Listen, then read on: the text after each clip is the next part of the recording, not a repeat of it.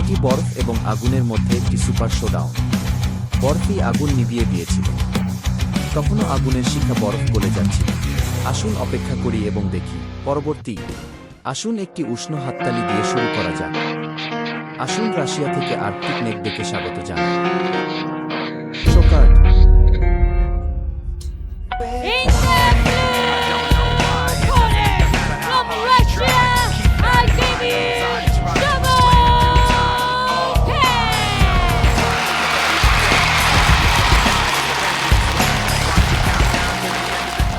পরের এক রাউন্ড হাততালি দেওয়া যাক। আমরা বিখ্যাত থাই খেলোয়াড়দের স্বাগত জানাই। ম্যাং নক্ষত্র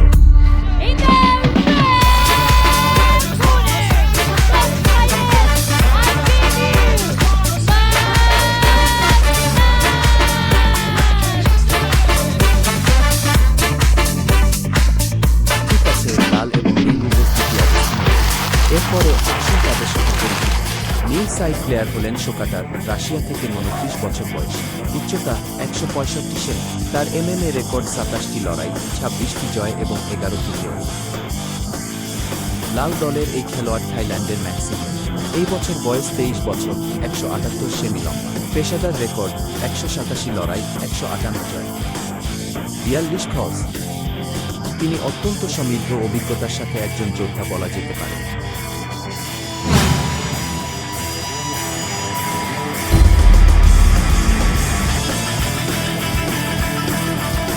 আসুন এই ম্যাচের জন্য রেফারিকে স্বাগত জানাই, জনাব পাং হংতাও।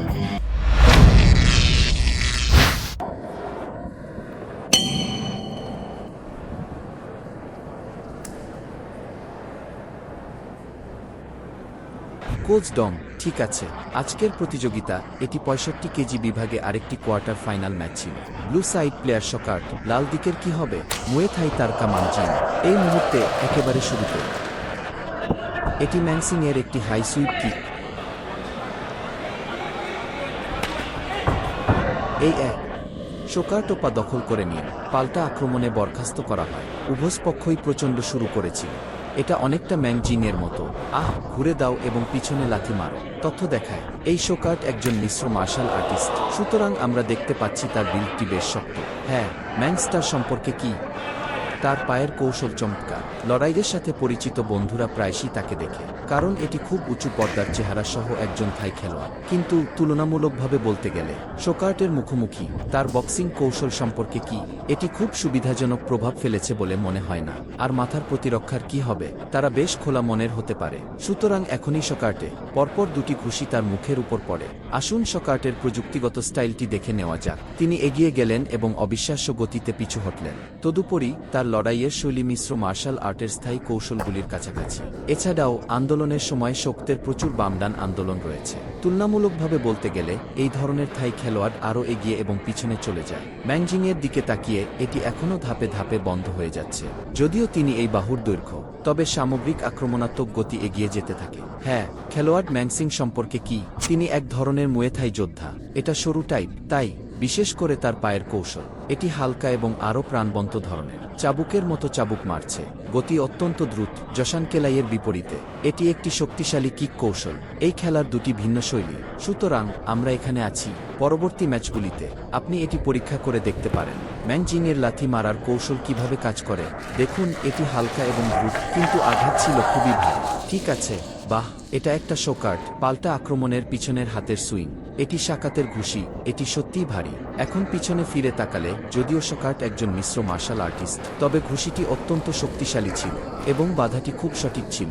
এই ম্যাং জিনকে অবশ্যই সাবধানে পর্যবেক্ষণ করা উচিত। হ্যাঁ, দুজনে ঘুরে পিছনে ঠেলে দিল। তাদের পোশাক আজ বেশ আকর্ষণীয় ছিল।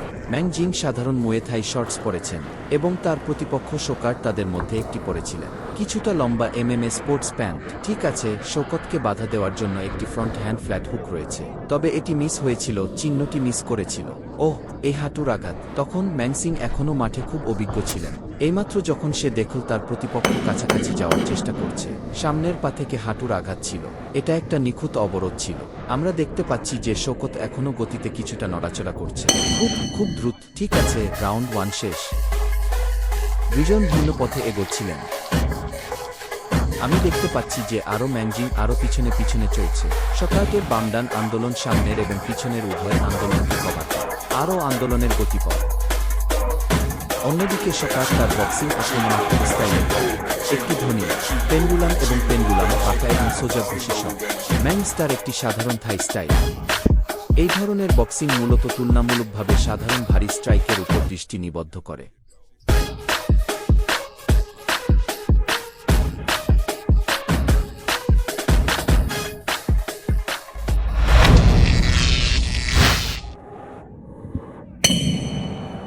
তাদের ফলাফলের কি হবে? শোকার্ট 27টি গেম খেলেছেন, তাদের মধ্যে প্রতিযোগিতায় 26 ম্যাচ জিতেছে। ম্যাংস্টার সম্পর্কে কি? লড়াইটা হবে আরেকটু বেশি থাই। এটি অনেকটা থাই অ্যাথলিটের ফলাফলের মতো। তিনি 187 ম্যাচ খেলেছেন, তিনি 158টি গেমের সবটি জিতেছিলেন। আসুন এখন একবার দেখে নেওয়া যাক। যদিও এই শোকার্ট কোর্টে অত্যন্ত চট্ট, ক্রিয়াকলাপগুলি বেশ নমনীয়। আরেকটি ল্যাপ স্ট্রাইক, এই শোকার্টকে অবশ্যই গভীর মনোযোগ দিতে হবে।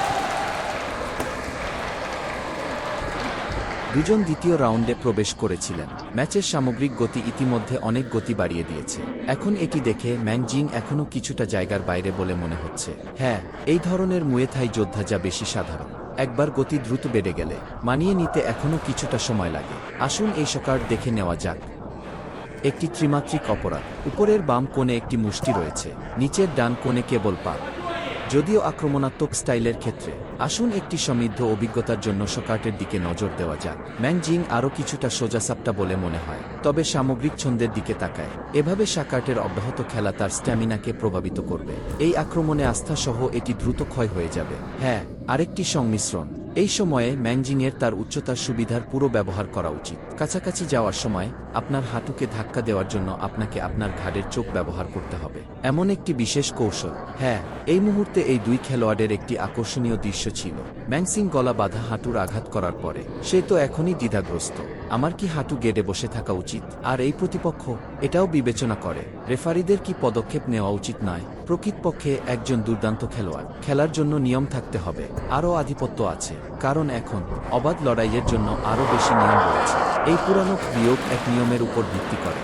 এই ফ্রিস্টাইল লড়াইয়ের নিয়মটি আরও বেশি সংখ্যায় আসছে। বিস্তারিত হিসাবে সূক্ষ্ম পরিবর্তনও রয়েছে। এই মুহূর্তে উভয় পক্ষই এখানে ছিল।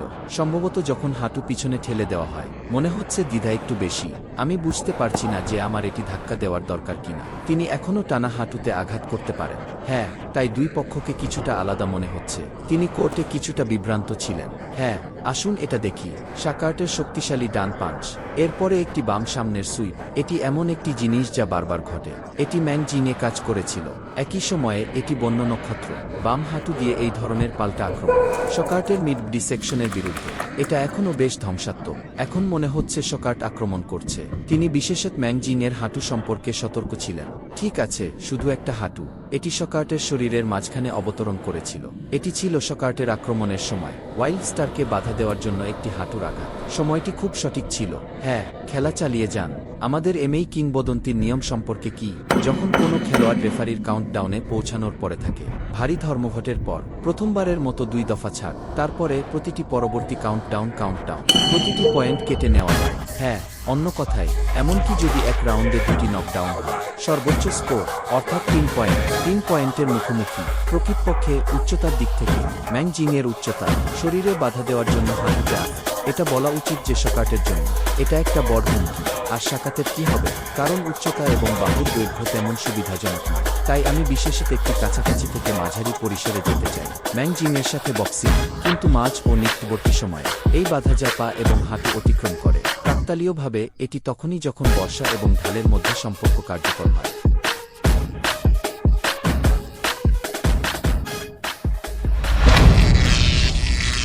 ঠিক আছে, ম্যাচটা তৃতীয় রাউন্ডে পৌঁছে গেছে। এটি উভয় দলের জন্য একটি নির্ণায়ক ম্যাচ হবে। চলুন দেখে নেওয়া যাক এই ছোট্ট বিবরণ। এখনই রেফারি পাং হংতাও উভয় খেলোয়াড়কে তাদের মুষ্টিবদ্ধ করার কথা স্মরণ করিয়ে দিয়েছিলেন। এটিকে সদিচ্ছার অঙ্গভঙ্গি করুন। ফলস্বরূপ সাক্ষাৎ আনন্দের সাথে তার প্রতিপক্ষের গন্টলেটটি চাপড় দেয়। এখন শকার্টের পাঞ্চের দিকে তাকিয়ে প্রভাবটি সত্যিই বড়।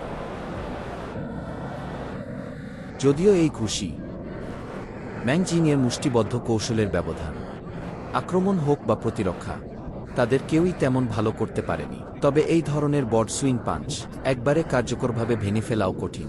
ম্যাং জিংয়ের প্রতিরক্ষা তো চলুন দেখে নেওয়া যাক। যদিও শকার্ট এটি করেছিলেন, এই সম্মিলিত আন্দোলনের অনেকগুলি লক্ষণীয়, তবে প্রভাবটি বিশেষ স্পষ্ট নয়। হ্যাঁ, প্রায়শই এটি একটি হিট ছিল। এই ম্যাংসিং উভয় হাত দিয়ে রক্ষা করেছিল এবং এই হাঁটু উত্তোলন প্রতিরক্ষার উপর। হ্যাঁ, আসুন এই মুহূর্তটি দেখি। আসলে এটি একটি বন্য নক্ষত্র। তুলনামূলকভাবে বলতে গেলে তিনি আরও স্থিরভাবে খেলেছেন। দ্বিতীয় রাউন্ডের কারণে এমন একটি কাউন্টডাউন ছিল। তারা ইতিমধ্যে 10-8 স্কোর নিয়েছিল। এখন তারা স্কোরে এগিয়ে আছে। তৃতীয় রাউন্ডে চলে গেল। শকাটের অপরাধের দিকে তাকিয়ে এটি প্রথম দুটি ফ্রেমের মতো কার্যকর ছিল না। পরিবর্তে এই বেপরোয়া তারকার প্রতিটি আক্রমণ শাওকাতারের উপর প্রভাব উল্লেখযোগ্য ছিল। হ্যাঁ, প্রকৃতপক্ষে আক্রমণ এবং প্রতিরক্ষার প্রথম দুটি রাউন্ডে আমি মনে করি শকার্টের ক্রসস্টাইল অপরাধটি ঠিক এরকমই। এক্সাকৃতির অপরাধ, ডান মুষ্টি বাম পা বা বাম মুষ্টি ডান পা, এ ধরনের সম্মিলিত আক্রমণ এটি ওয়াইল্ড স্টারের উপর একটি নির্দিষ্ট ধ্বংসাত্মক প্রভাব ফেলে। কিন্তু এখন তৃতীয় রাউন্ডে দেখে মনে হচ্ছে শকাত খেলার একটি নতুন স্টাইলে সুইচ করতে চলেছে। কিন্তু যখন সেই গতি কমে যায়, এটি সম্পূর্ণরূপে ওয়াইল্ড স্টারের ছন্দ ছিল। এটি লড়াইকে আরও কঠিন করে তুলতে পারে। তবে খেলাটি তখনও বজ্রপাতের ঝলকানি ছিল। আসুন দেখি শকার্টের এখনও জিনিসগুলি ঘুরিয়ে দেওয়ার সুযোগ রয়েছে কিনা। এখন ম্যাং জিংয়ের বাহুগুলির দিকে তাকিয়ে কিছুটা নিচু হয়ে গেল। নিজের মাথা রক্ষা করুন, অথবা একটি অবিরাম হাঁটু শ্বাস। ভালো, ভারী খুশি। এই মুহূর্তে ম্যাং জিং অসাবধান হতে পারলেন না। আপনার বাম হাতটি উঁচু করে ধরে রাখতে ভুলবেন না, কারণ শকার্টের পিছনের হাতের সুইং ক্ষমতা সত্যিই অপরিসীম। তুমি এটা বলতে পারো। শকার্ট সেই খেলোয়াড়। ওপেনিং ফিস্ট প্রায়শই ব্যাকহ্যান্ড বড সুইং, তারপরে একটি নিম্ন সুইপ দিয়ে অনুসরণ করুন। তিনি অন্য অনেক খেলোয়াড়ের মতো নন। প্রায়শই এটি প্রথম হাত যা পথ প্রশস্ত করে। ভারী খুশি, তারপরে পিছন থেকে সত্যিকারের কার্যকর আক্রমণ করুন। আমরা দেখতে পাচ্ছি যে যখন ম্যাংসিং আক্রমণ করছে, তিনি একটি ছোট নকল অঙ্গভঙ্গি করতে পারেন। টানা হাঁটুতে আঘাত, স্পষ্টতই তারা শকার্টকে দূরে ঠেলে দেয়। এই মুহূর্তে প্যাসিভ পজিশনে ছিলেন শকার্ট শোকত রক্ষণাত্মক ছিলেন। এই বিচ্ছিন্ন ঘাট থেকে মুক্তি পাতে অনুসরণ করো না। আপনাকে অবশ্যই এটি থেকে মুক্তি পেতে হবে। ম্যাং জিং একটি ক্লোজ রেঞ্জ জট তৈরি করেছিলেন। হ্যাঁ, আসলে ভালো মার্শাল আর্ট সহ একজন বক্সার হাঁটুর টিপের মুখোমুখি হওয়ার সময় এটি আরও ভালো। আমরা বিয়োগ 1-এ দাঁড়িয়ে থাকতাম। ছোট্ট টাক মাথা দেখতে পাচ্ছেন, এভাবেই তা ধ্বংস করা যায়। অনেক থাই শৈলীতে ঘাট ব্যান্ড এবং হাঁটুর আকার রয়েছে, যখন অন্য ব্যক্তি তাদের শ্বাসরোধ করছে। এই ধরনের জিনিস আরও পেয়েছি।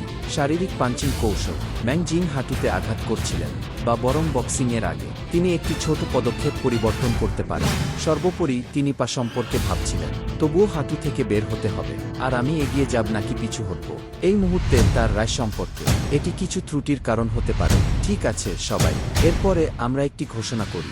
এই ম্যাচের চূড়ান্ত ফলাফল। 5 জন রেফারি, অনুপাত 30-26, 30-26, 30-26, 30-26, 30-27।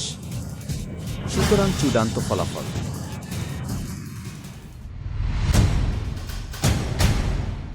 রেড ফ্যাং প্রাধান্য পায়। আমরা থাইল্যান্ডের ম্যাংসিংকে অভিনন্দন জানাই।